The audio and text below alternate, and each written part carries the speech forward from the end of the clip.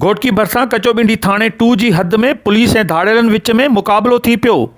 Firing जी ॾे वठ में पुलिस एहलकार अब्दुर्रहमान वसीर शहीद थी वियो ऐं हिकु पुलिस एहलकार ज़ख़्मी थी पियो आहे। ज़ख़्मी पुलिस एहलकार के अस्पताल दाख़िल किया वियो आहे, जॾहिं त शहीद पुलिस एहलकार जो मढ़ मीरपुर माथेलो पुलिस हेडक्वार्टर में आंदो वियो, जिते शहीद पुलिस एहलकार जी जनाज़े नमाज़ अदा कई वई।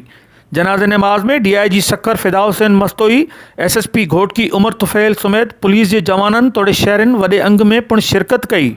जंहिं बाद DIG सक्कर फिदा हुसैन मस्तोई मीडिया सां ॻाल्हि ॿोल कंदे चयो त इंतिहाई दुख जी ॻाल्हि आहे त असांजो जवान धाड़ेलनि सां विढ़ंदे शहीद थियो आहे। खेनि फ़ख़्रु आहे अवाम जी जान और माल जी हिफ़ाज़त ख़ातिर पंहिंजी जान जो नज़रानो ॾेई शहादत माणी आहे। हुन हिकु सवाल जे जवाब में चयो त हर दफ़े नई प्लानिंग सां ॾोहारियुनि सां विढ़ण लाइ वञूं था, पर कॾहिं कॾहिं ऑपरेशन में ग़लतियूं थियनि थियूं, गॾोगॾु खेसि कामयाबियूं बि मिलनि थियूं ऐं जॾहिं मुक़ाबिलो थिए थो ज़ाहिर आहे ॿिन्ही पासनि खां नुक़सानु मुमकिन हूंदो आहे।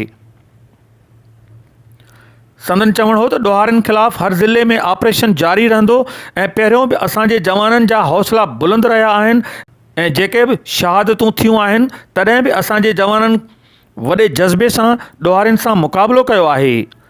संदन चवणु हो त ॾोहारियुनि ख़िलाफ़ हर ज़िले में ऑपरेशन जारी रहंदो ऐं पहिरियों बि असांजे जवाननि जा हौसला बुलंद रहिया आहिनि ऐं जेके बि शहादतूं थियूं आहिनि तॾहिं बि असांजे जवाननि वॾे जज़्बे सां ॾोहारियुनि सां मुक़ाबिलो कयो आहे। खेनि फ़ख़्रु आहे। कैमरामैन टीम सां गॾु अशरफ बुखारी, सिंध TV न्यूज़, मीरपुर माथेलो।